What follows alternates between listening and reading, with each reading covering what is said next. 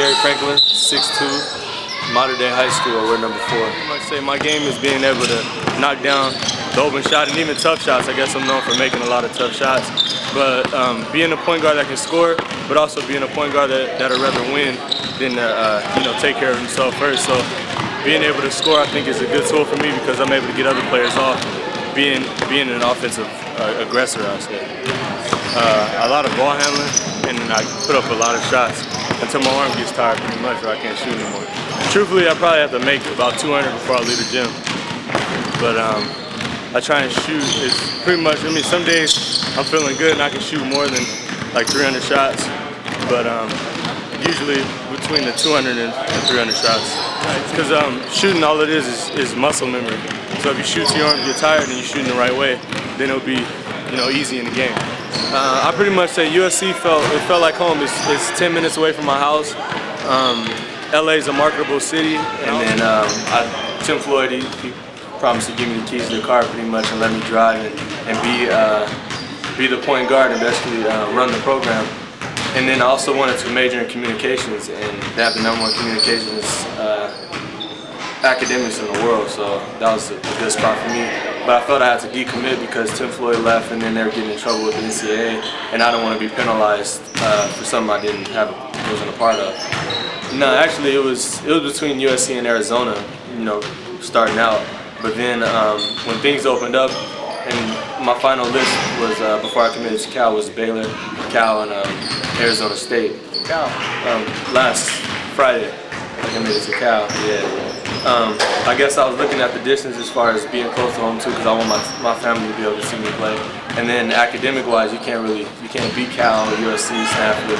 So I chose that, for a backup as far as if I'm not able to make it to the NBA, or even if I do make it to the NBA, I want to be able to broadcast on ESPN or something like that. I think the tradition there, it keeps us I'd say competitive throughout the year.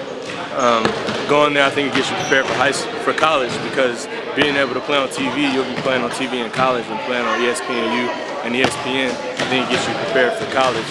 And then I guess going to that school is always keeping me on my toes, because everybody wants to beat us and we always have a target on our back. Before USC, before the University of California, before being nationally ranked and playing on one of the top high school basketball teams in the country, Gary Franklin experienced a setback that had him sidelined for 2 years. Like most setbacks, you never see them coming. Gary was told that he would never play basketball again. The only thing that pulled him through was the support of his family and constant prayer.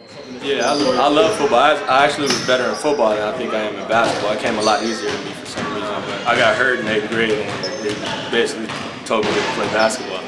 Basically, me and my best friend, actually, we were bickering in practice, because we want to obviously see who's the best on the team. And then our coach was like, you guys are arguing, you can hit for it. So he lined us up pretty much too far, and he broke my arm. I think his back and his neck was kind of hurt for a couple of days, but I broke my arm. The doctor put a plate and screws in to sever my radial nerve.